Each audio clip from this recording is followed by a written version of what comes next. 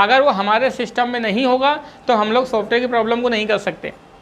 कैसे नहीं कर सकते? मान लिया आपके पास कोई मोबाइल फ़ोन आ गया, उसमें सॉफ्टवेयर डालना चाहते हैं, लेकिन अब सॉफ्टवेयर आपके पास डाटा केबल नहीं है, कैसे सॉफ्टवेयर डाल देंगे? मतलब कुछ ऐसी चीज़ें हैं जो ऐसी बेसिक रिक्वायरमेंट्स हैं जो हमारे पास होनी ही चाहिए। अगर वो नहीं होगा तो हमारे लिए सॉफ्टवेयर डालना इम्पॉसिबल है। मतलब ही नहीं बनता कि हम कैसे उसमें सॉफ्टवेयर करेंगे। सॉफ्टवेयर रिपेयरिंग करने के लिए जो हमारी जो सॉफ्टवेयर रिपेयरिंग होती है,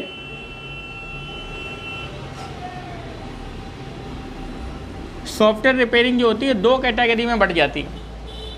कोई भी मोबाइल फ़ोन हो, सारे मोबाइल फ़ोन का जो सॉफ्टवेयर रिपेयर करने का तरीका होता है वो 2 हिस्सों में बच जाता है।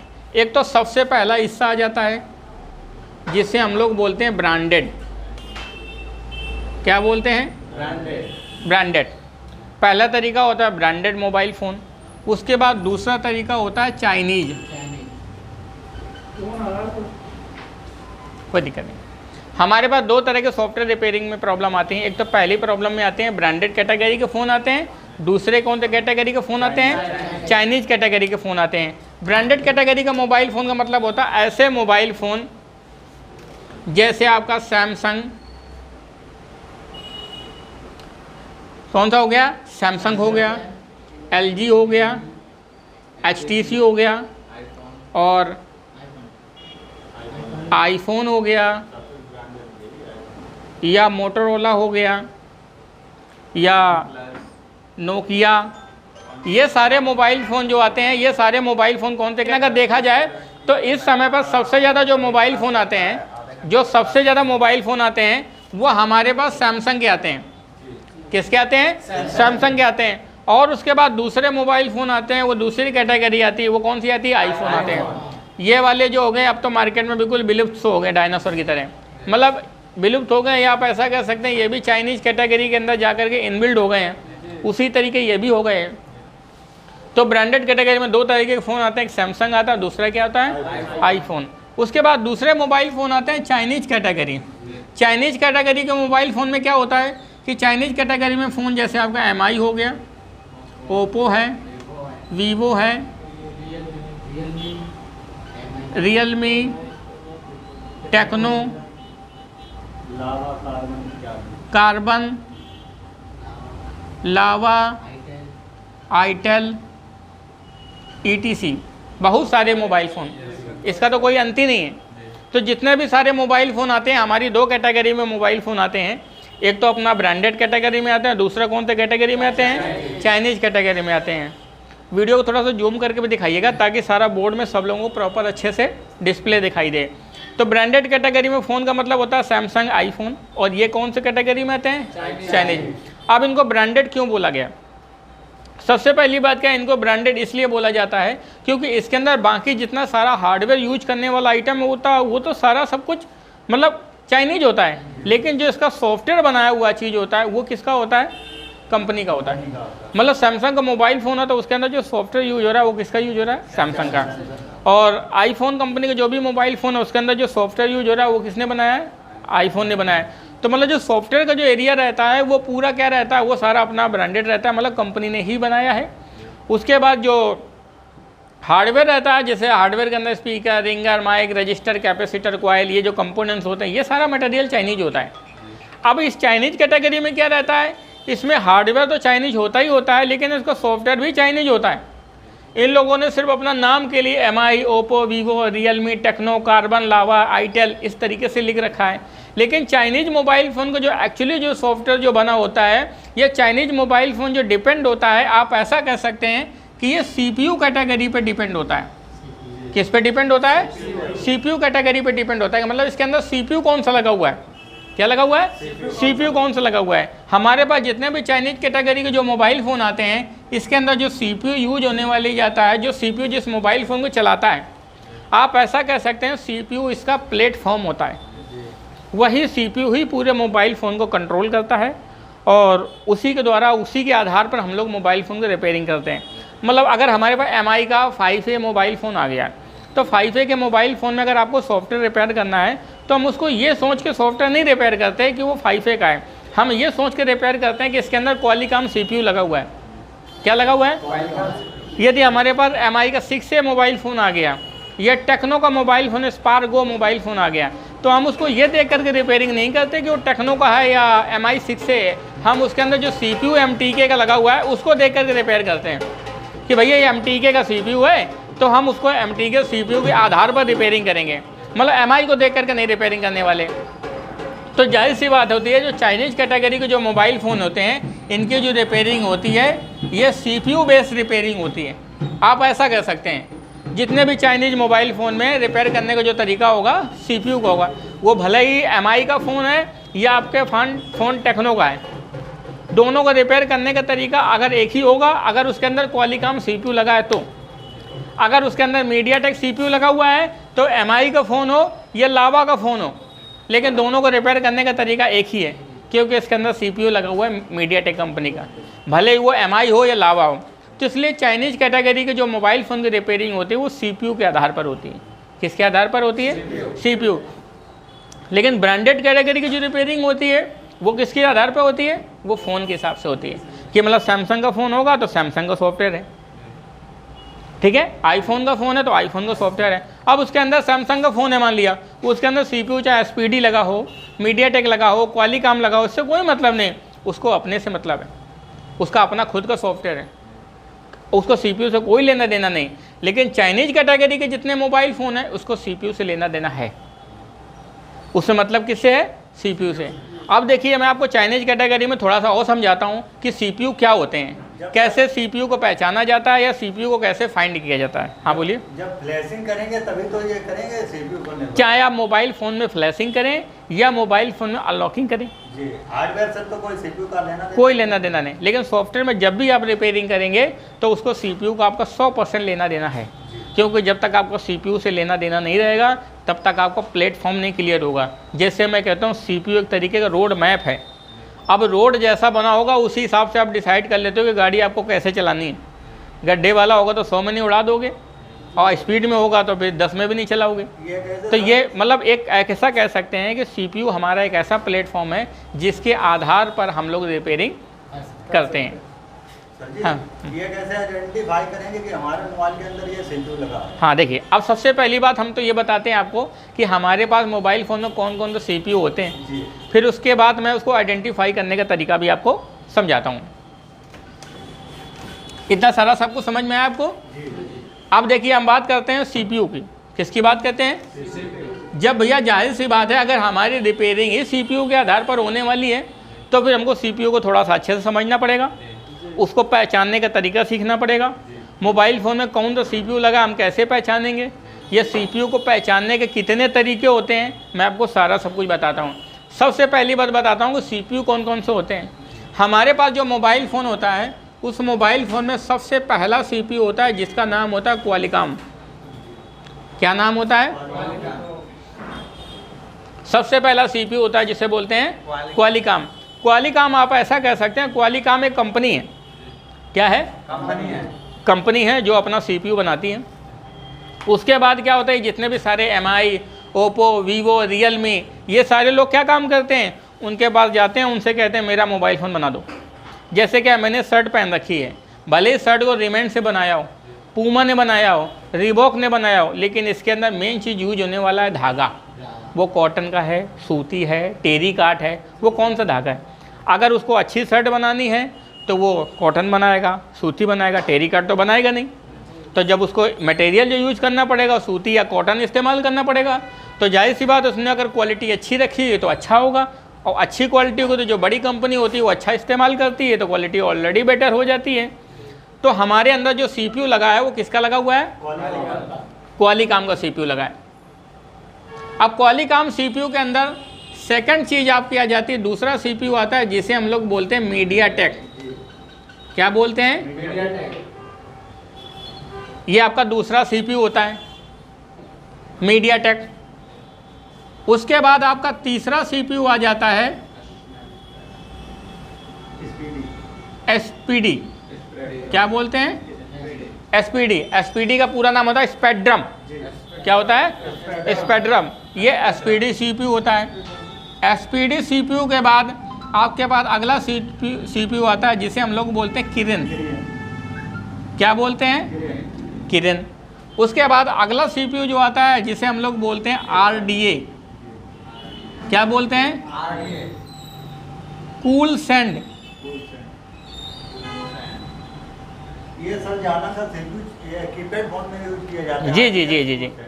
RDA हो गया, कूल सैंड हो गया, या आपका M स्टार हो गया। क्या हो गया? M star. तो हमारे पास देखा जाए तो जितने जो मोबाइल फ़ोन आते हैं सारे मोबाइल फ़ोन में ये CPU इस्तेमाल किए जाते हैं। अब रही बात एप्पल की, तो एप्पल अपना खुद का प्रोसेसर इस्तेमाल करता है। वो अपना जो CPU इस्तेमाल करता है वो खुद का इस्तेमाल करता है। अगर एप्पल के CPU को परफॉर्मेंस तो तुम्हारे सैमसंग में भी आ सकती है, लेकिन अपना CPU जब सैमसंग को दे तब ना, वो अपना CPU देता ही नहीं किसी को। तो मेन चीज़ जो क्वालिटी होती है मोबाइल फ़ोन की वो उसके CPU को पे डिपेंड करती है। किस पे डिपेंड करती है? जैसे क्या है, आदमी दो तरीके के होते हैं। एक तो चपरासी होता है जो दिन भर झाड़ू पोंछा करता है, एक IAS अधिकारी होता है। दोनों होते इंसान ही हैं, लेकिन दिमाग क्या होता है उसका CPU। उसका दिमाग जैसा कहेगा उसी हिसाब से करेगा। अगर उसके अंदर वैसा दिमाग होगा तो उस तरीके का काम करेगा, उसके बाद वैसा दिमाग होगा तो वैसे काम करेगा। दोनों एक ही तरीके हैं, डिपेंड हो जाते हैं, उनकी प्रोसेसिंग अलग अलग हो जाती है। उसी तरीके से हमारे पास जो मोबाइल फ़ोन आता है वो चाहे MI है, ओप्पो है, वीवो है, टेक्नो है, कार्बन है, लावा, इससे कोई मतलब नहीं, मायने रखता है उसका CPU। अगर उसके अंदर मेन चीज़ क्या लगी? क्वालिकॉम। अगर उसके अंदर CPU क्वालिकॉम लगा है तो उसको जो रिपेयर करने का तरीका होगा वो क्वालिकॉम के तरीके से होगा। अगर उसके अंदर मीडियाटेक का CPU लगा है, अगर भले ही MI का फ़ोन है, अगर उसके अंदर मीडियाटेक का CPU लगा है तो फिर मीडियाटेक तरीके से रिपेयर होगा। उससे ये बात से कोई मायने नहीं रखता कि वो MI से, ठीक है। मतलब CPU आप ऐसा कह सकते हैं CPU उसका प्लेटफॉर्म है। अब ये CPU तो हो गए, लेकिन CPU के छोटे छोटे इनके भी सीरीज आनी शुरू हो जाती है। जैसे सैमसंग क्या है, कंपनी है, गैलेक्सी क्या उसकी सीरीज है, J series, A series, M series, S series, ऐसे सैमसंग ने सीरीज निकाले। सोनी की अपनी सीरीज आती है, सोनी की एक्सपीरिया सीरीज आती है, ओप्पो के रेनो सीरीज हो गई। इसी तरीके से सारी कंपनियां अपनी अपनी सीरीज निकालती हैं। उसी तरीके से जो क्वालिकॉम CPU आता है, क्वालिकॉम कंपनी का आता है स्नैपड्रैगन। क्या आता है? स्नैपड्रैगन। अगर स्नैपड्रैगन लिखा होता तो इसका मतलब वो क्वालिकॉम फैमिली का है। क्या है? क्वालिकॉम फैमिली का है, मतलब क्वालिकॉम का है वो। अगर मीडियाटेक होता है तो मीडियाटेक में लिखा होता है ARM। क्या लिखा होता है? ARM या माली या हीलियो, या एक और नया CPU आया जिसे हम बोलते हैं डेंसिटी। क्या? डेंसिटी। तो 4 तरीके के मतलब उसने अपनी सीरीज निकाल रखी है। अगर मान लिया आपने कोई मोबाइल फ़ोन में आपने गूगल पर सर्च किया और उसने बताया कि ये वाला जो हॉनर का ये मोबाइल फ़ोन है इसके अंदर ARM CPU लगा हुआ है, तो आप समझ जाइए कि मीडियाटेक को कह रहा हो। अगर उसने कह दिया कि रियलमी का ये मोबाइल फ़ोन है, रियलमी का C12 मोबाइल फ़ोन है, उसके अंदर डेंसिटी लगा है, तो उसको समझ जाइए कि मीडियाटेक को इंडिकेट कर रहा है। क्यों? क्योंकि ये उसकी सीरीज है। SPD के कोई सीरीज नहीं, सिर्फ SPD का SPD है। किरण में भी किरण लिखा होता है, एप्पल में सेम एप्पल लिखा होता है। और ये तुम्हारे ऊपर के CPU के RDA हैं, कूल सैंड है, M स्टार है, ये बहुत सस्ते फ़ोनों में लगे होते हैं, बहुत सस्ते मोबाइल फ़ोन में लगे होते हैं। तो सस्ते मोबाइल फ़ोन तो तुम्हारे भैया कीपैड वाले ही आते हैं। तो जितने कीपैड वाले मोबाइल फ़ोन आते हैं उसमें तुम्हारे ये वाले CPU इस्तेमाल होते हैं, जितने एंड्रॉयड मोबाइल फ़ोन आते हैं उसमें ये वाले CPU इस्तेमाल होते हैं। इसके बाद एक और CPU आता है जो सैमसंग अपना खुद बना रखा है, जो सैमसंग ने अपना कब्जा कर रखा है, जिसे हम बोलते हैं एक्जिनोस। एक्जिनोस CPU जो रहता है ये खाली ओनली सैमसंग इस्तेमाल करता है। कौन सा इस्तेमाल करता है? सैमसंग फ़ोन ने अपने लिए अलॉट कर लिया कि भैया एक्जिनोस CPU खाली मेरा है। तो जितने भी सैमसंग के मोबाइल फ़ोन आते हैं तो उसमें क्या होता है, एक्जिनोस CPU भी आता है। लेकिन अब एक्जिनोस CPU तुम्हारे रियलमी में नहीं आता, MI में नहीं आता। क्यों नहीं आता? क्योंकि उसने अपने खुद के लिए बना रखा है। अगर वो रियलमी में दे देगा तो कल को रियलमी में एक्जिनोस आना शुरू हो जाएगा। तो इसलिए क्या रखा है उसने अपने आप को और ब्रांडेड कर रखा है कि जो कल को क्वालिकॉम, MTK ये सारा चीज़ यूज करता था तो उसने अपना CPU भी बना लिया। अब उसका खुद का CPU आता है एक्जिनोस। अब इसके एक्जिनोस जो CPU आता है, इस एक्जिनोस CPU की तुलना क्वालिकॉम से की जाती है। सबसे नंबर 1 का CPU तो अगर देखा जाए तो एप्पल का आता है। इसके अलावा और भी मोबाइल फ़ोन में CPU इस्तेमाल होते हैं, लेकिन वो हम थोड़ा सा उनको कम यूज करते हैं। कैसे? जैसे आपके CPU के बाद देखा जाए तो तुम्हारा CPU के तौर पर इंटेल का भी CPU आता है। किसका CPU आता है? इंटेल का भी CPU आता है। लेकिन इंटेल का CPU जो होता है तुम्हारे आसूस के मोबाइल फ़ोन हो गए, डेल के मोबाइल फ़ोन हो गए, या ऐसे मोबाइल फ़ोन आते हैं तो उसमें तुम्हारा इंटेल का CPU इस्तेमाल किया जाता है। किसका इस्तेमाल किया जाता है? इंटेल का। इंटेल का CPU में सिर्फ इंटेल ही लिखा होता है, ठीक है।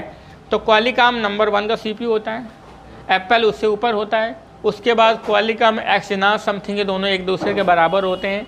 मीडियाटेक आता है, मीडियाटेक के बाद आपका SPD आता है, किरण आता है, कूलसेंट, RDA, M स्टार, इस तरीके से CPU आते हैं। इंटेल जो CPU होता है ये भी सबसे बेहतर होता है। इसकी जो परफॉर्मेंस होती है वो सारे हमारे सैमसंग के मोबाइल आसूस के मोबाइल फ़ोन में इस्तेमाल की जाती है।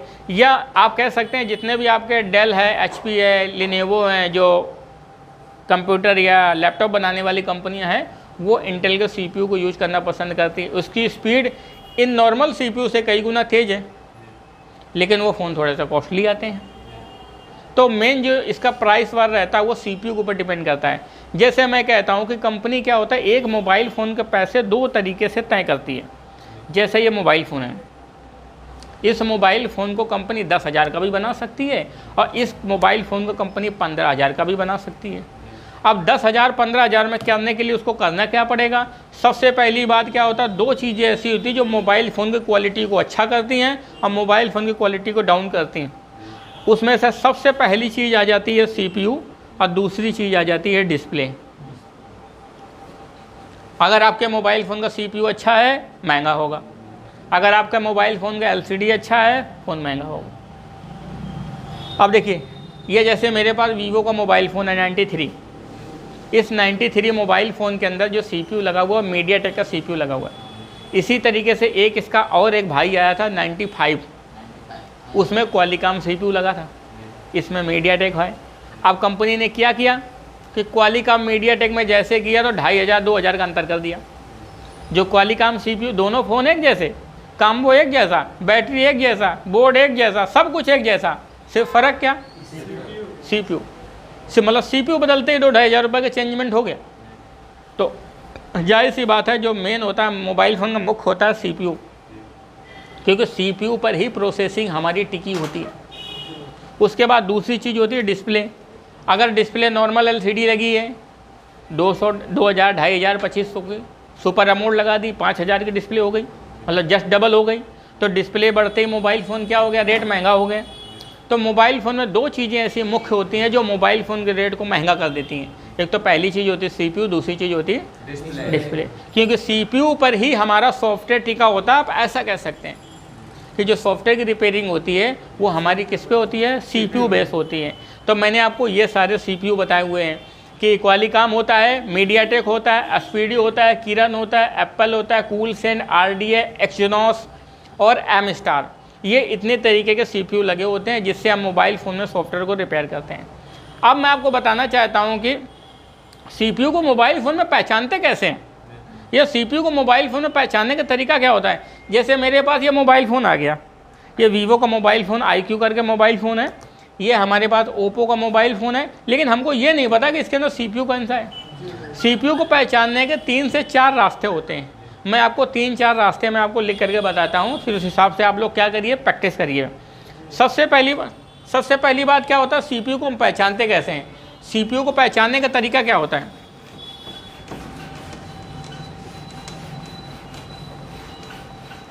देखिए, जितने भी मोबाइल फ़ोन होते हैं, सारे मोबाइल फ़ोन में CPU को आइडेंटिफाई कैसे किया जाता है? आप ऐसा कह सकते हैं कि CPU को आइडेंटिफाई करने का तरीका क्या होता है। तो हम लिख देते हैं CPU को पहचानना।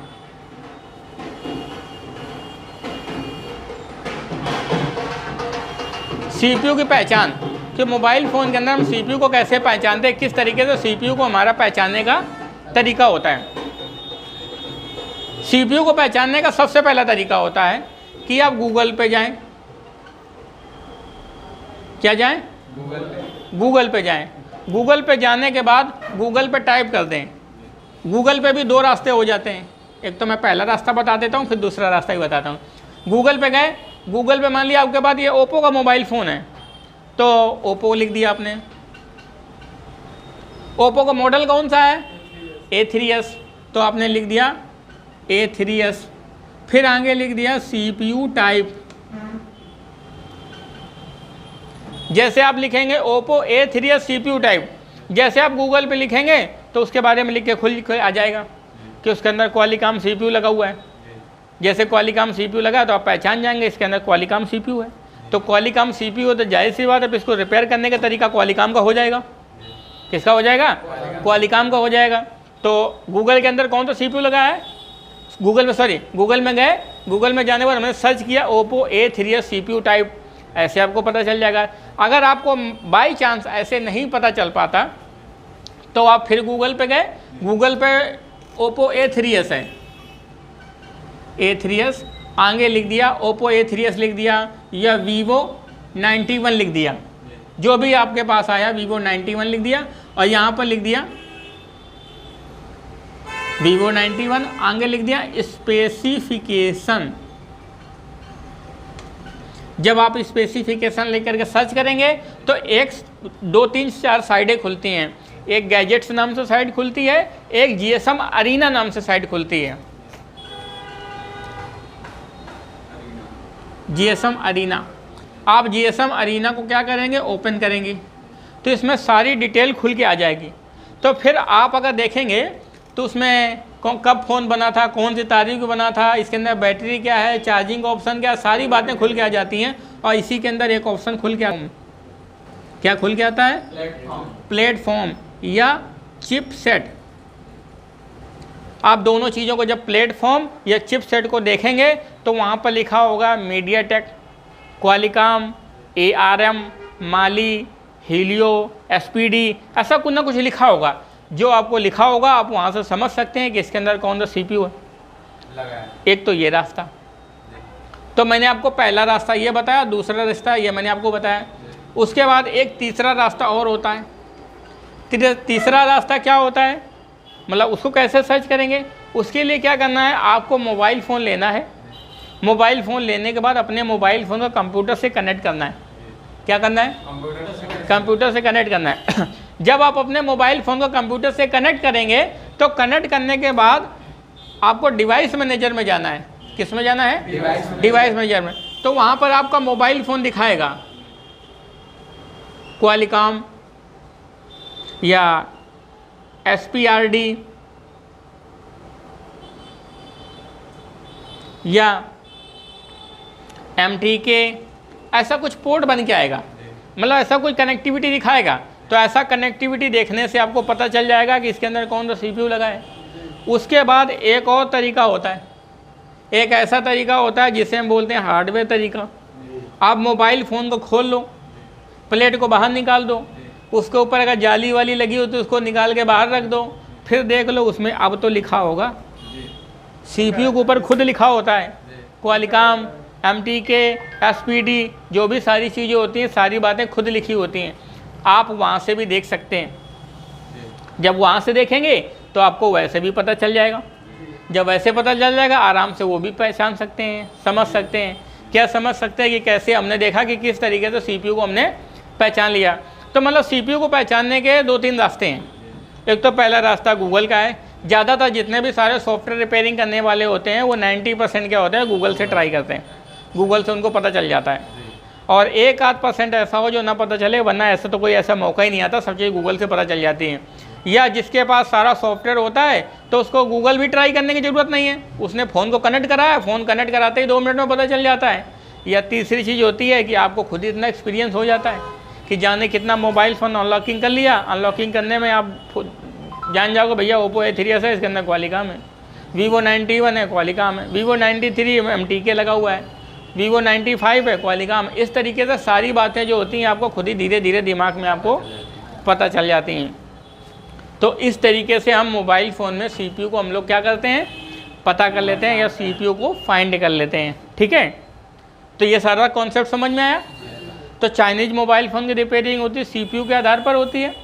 दूसरी चीज़ होती है चाइनीज़ मोबाइल फ़ोन की जो रिपेयरिंग होती है CPU को पहचानना कैसे है, मैंने आपको ये भी बता दिया है। ठीक है, अब देखिए, अब बात करेंगे रिपेयरिंग करेंगे कैसे, रिपेयरिंग कैसे करेंगे। यदि आपके पास कोई भी मोबाइल फ़ोन आता है, यदि आपको उसमें सॉफ्टवेयर करना है, चाहे ओप्पो का आ जाए या MI का आ जाए या वीवो का आ जाए, कुछ ऐसे मैं आज आपको कॉन्सेप्ट बताने वाला हूँ जिस कॉन्सेप्ट को हमको पूरा करना होता है। अगर वो कॉन्सेप्ट पूरा करेंगे तभी हम कर पाएंगे, नहीं तो हम नहीं कर पाएंगे। पहले तो उस कॉन्सेप्ट के बारे में मैं आपको हिंट समझाता हूँ, फिर एक एक करके सारे कॉन्सेप्ट के बारे में मैं आपको डिटेल समझाता हूँ कि किस तरीके से कॉन्सेप्ट को हम लोग पूरा करेंगे।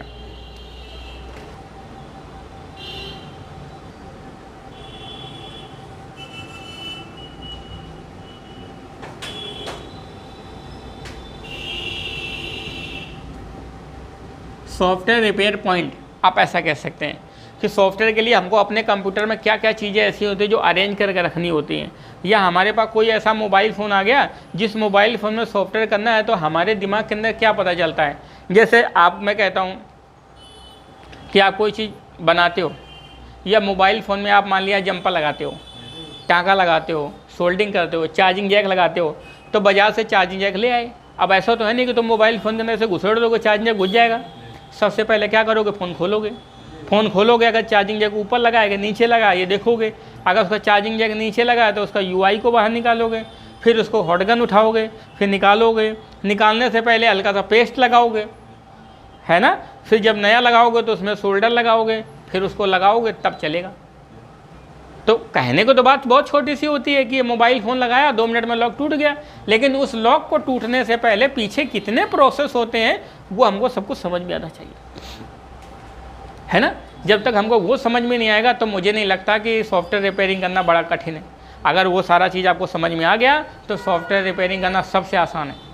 सॉफ्टवेयर का काम सबसे आसान इसलिए है क्योंकि इसमें आपको सब चीज़ें समझनी होती है, कोई प्रैक्टिस नहीं करनी होती। और हार्डवेयर में तो चलो ठीक है, प्रैक्टिस करनी पड़ेगी, इसमें क्या प्रैक्टिस, में तो सब कंप्यूटर करेगा। आपको तो क्लिक करना है, बस आपको ये पता होना चाहिए कि क्लिक कैसे करना है, ठीक है। आप देखिए सॉफ्टवेयर रिपेयरिंग के लिए हमें कौन कौन से पॉइंट होते हैं, अरेंज करने होते हैं। सबसे पहली बात क्या है, आपके पास कोई भी मोबाइल फ़ोन आता है, उस मोबाइल फ़ोन में आपको क्या करना है, सॉफ्टवेयर रिपेयर करना है। क्या करना है, सॉफ्टवेयर रिपेयर करना है। तो सॉफ्टवेयर रिपेयर करने के लिए सबसे पहली बात है कि आपके पास कंप्यूटर में ड्राइवर होना चाहिए।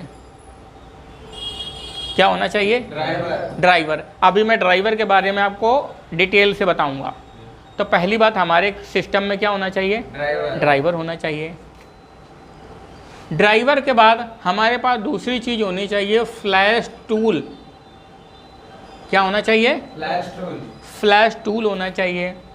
फ्लैश टूल के बाद तीसरी चीज़ होनी चाहिए, फ्लैश फाइल। क्या होना चाहिए, फ्लैश फाइल। फ्लैश फाइल क्या होता है, ये एक प्रोग्राम होता है जिसको हम नेट के द्वारा डाउनलोड करते हैं। कैसे डाउनलोड करते हैं ये भी मैं आपको आगे वीडियो में आपको समझाऊंगा, आगे मैं आपको टॉपिक में समझाऊंगा। तो सबसे पहली चीज़ क्या होनी चाहिए, ड्राइवर। दूसरी चीज़ फ्लैश टूल। तीसरी चीज़ क्या होनी चाहिए, फ्लैश फाइल। उसके बाद चौथी चीज़ आपके सिस्टम में आपको पता होना चाहिए, बूट की। बूट की का मतलब क्या होता है, हमारे पास एक ऐसी बटन होती है जिसको बटन को दबाते ही हमारा मोबाइल फ़ोन कंप्यूटर से कनेक्ट हो जाता है, बूट मोड में चला जाता है, तो उसे बोलते हैं बूट की। इसके बारे में मैं आपको डिटेल से अभी पूरा बताने वाला हूँ। उसके बाद जब आप ये सारी चीज़ें अरेंज कर देंगे तो फिर आपको पता होना चाहिए फाइल सेलेक्ट करने का तरीका, कि फाइल सेलेक्ट कैसे करते हैं, कौन सी फाइल लेते हैं। जैसे मैं कहता हूँ आपने MI फ़ोन की फ़ाइल को डाउनलोड किया उसके अंदर 100-200 फाइल खुल जाएंगी, 10 फाइल खुल जाएंगी। अब आपको ये कैसे पता होगा कि हमको कौन सी फाइल खोलनी, या टूल में 50 ऑप्शन खुल जाएंगे, आपको ये कैसे पता चलेगा कि ये वाला टूल इस्तेमाल होगा। तो ये सारी चीज़ें मैं आपको इसमें अलग अलग करके डीपली में समझाऊंगा कि ड्राइवर क्या होता है, ड्राइवर कैसे काम करता है मोबाइल फ़ोन में, और फ्लैश टूल क्या होता है, फ्लैश टूल कैसे काम करता है हमारे मोबाइल फ़ोन में, फ्लैश टूल का क्या रोल रहता है। उसके बाद फ्लैश फाइल होती है, इस फ्लैश फाइल का क्या रोल रहता है, फ्लैश फाइल को नेट से कैसे डाउनलोड किया जाता है, या टूल को कैसे नेट से डाउनलोड किया जाता है, टूल को ऑपरेट कैसे किया जाता है। फिर बूट की। बूट की का मतलब क्या होता है कि हमारे पास ऐसे कौन सी बटन होती है जिस बटन को दबाने से हमारा फ़ोन कनेक्ट होता है, या क्वालिकॉम में क्या होता है, EDL पॉइंट क्या होता है, पोर्ट क्या होता है, ये सारी बातों को मैं आपको पूरा समझाने वाला हूँ। उसके बाद फाइल सेलेक्ट करने का तरीका। फाइल सेलेक्ट करने के तरीके का मतलब क्या होता है, फाइल को हम कैसे सेलेक्ट करेंगे, मतलब कौन सी फाइल को सिलेक्ट करेंगे। क्वालिकॉम में क्या फाइल सिलेक्ट होती है, मीडियाटेक में क्या होती है, एसपीडीए में क्या होती है, सैमसंग में क्या होती है, ये सब मोबाइल फ़ोन में अलग अलग सीपीयू को कैसे फाइल सिलेक्ट करी जाएगी वो सारा मैं आपको बताऊंगा। तो सॉफ्टवेयर रिपेयरिंग करने के लिए 5 चीज़ें ऐसी होती हैं जो हमारे सिस्टम में हमको अरेंज करके रखनी होती है। जैसे मैंने एग्जाम्पल के तौर पर बताया कि एक चार्जिंग जैक लगाने के लिए, चार्जिंग जैक लगाने के लिए आपके पास पेस्ट भी होना चाहिए, आपके पास हॉट गन भी होना चाहिए, सोल्डिंग आयरन भी होनी चाहिए, चिमटी भी होना चाहिए और रांगा भी होना चाहिए। फिर आप सब चीज़ों को इस्तेमाल करके चार्जिंग जैक को लगा देंगे। ये नहीं कि आपने चार्जिंग जैक लाया, उसको निकाल के फेंक दिया, उसको घुसड़ दिया, ऐसे नहीं लगने वाला। तो उसी तरीके से आपको मोबाइल फ़ोन के अंदर किसी भी सॉफ्टवेयर को डालना है तो सबसे पहला काम तो क्या करना पड़ेगा, आपके मोबाइल फ़ोन को कंप्यूटर से कनेक्ट कराना पड़ेगा। इसका डिटेल मैं आगे बताऊँगा। पहला क्या काम करना पड़ेगा, मोबाइल फ़ोन को कंप्यूटर से कनेक्ट कराना पड़ेगा। जब आपका मोबाइल फ़ोन कंप्यूटर से कनेक्ट हो जाएगा उस समय पर आपका ड्राइवर काम करेगा। जब आपका मोबाइल फ़ोन कंप्यूटर के अंदर सॉफ्टवेयर डालना है तो उसके लिए फ्लैश टूल काम करेगा। कौन सी फाइल डालनी है वो नेट से हमें डाउनलोड करके ऑलरेडी पहले से रखनी पड़ेगी, वो फ्लैश फाइल काम करेगी। जब आपका फ़ोन कंप्यूटर से कनेक्ट होने में जो मदद करेगा वो एक बूट की होती है, उस क्या करेगी, फ़ोन कनेक्ट होने में मदद करेगी। फिर जो फ्लैश फाइल आपने डाउनलोड कर रखी है उसके अंदर कौन सी फाइल को सिलेक्ट करना पड़ेगा, वहाँ पर फाइल सिलेक्ट करने का तरीका जो मैं आपको बताऊँगा वहाँ पर ये काम करेगा। तो जैसा कि मैंने आज आप सब लोगों को बताया है कि किस तरीके से कौन से हमारे सॉफ्टवेयर के पॉइंट्स होते हैं जिनको समझ करके हम लोग क्या करते हैं, सॉफ्टवेयर की रिपेयरिंग करते हैं। अब मैं आपको सारी वीडियो में एक एक करके सारी डिटेल में मैं आपको समझाने वाला हूँ। ये हमारा जो सॉफ्टवेयर रिपेयर करने का तरीका होता है, एक बेसिक सॉफ्टवेयर रिपेयर करने का तरीका होता है कि जो बंदा सॉफ्टवेयर के मामले में कुछ भी नहीं जानता, बिल्कुल नथिंग, हम कह रहे हैं जीरो है, आज तक उसने SW भी नहीं समझा, वो अगर इन वीडियो को देखेगा तो इन वीडियो देखने के बाद ये थोड़ा सा उन बातों को समझ सकता है और बातों को समझने के बाद उनकी रिपेयरिंग कर सकता है। ठीक है, तो आज की वीडियो में इतना सारा सब कुछ समझा आप लोगों ने। और ये मेरा ट्रेनिंग सेंटर ईटेक नाम से कानपुर में है, जहाँ पर जो भी सारे ऐसे स्टूडेंट होते हैं जो सीखना चाहते हैं सीखने के लिए आ सकते हैं। टोटल 30 से 45 दिन का समय लगता है। 30 से 45 दिन के अंदर आप पूरा कम्प्लीटली कोर्स सीख जाते हैं। अगर उसके बावजूद भी थोड़ा बहुत समय लगता है तो कोई दिक्कत नहीं, आप समय दे करके सीख करके जा सकते हैं। पूरा हार्डवेयर है, सॉफ्टवेयर है, IC रिपेयरिंग है, MNC लेवल है, पूरा कंप्लीट कोर्स सिखाया जाता है। कोर्स सीखने के दौरान अगर आपको कोई भी प्रॉब्लम आती है, कोई भी दिक्कत आती है, आप हमसे कॉन्टेक्ट कर सकते हैं।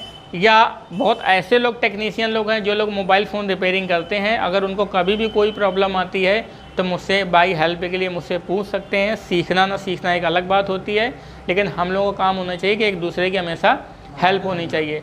और जितने भी सारे हमारे स्टूडेंट होते हैं वो हमारे एक दूसरे की हेल्प करते हैं, क्योंकि अगर आप एक दूसरे की हेल्प करते हो तो कहीं ना कहीं आपको भी मदद मिलेगी।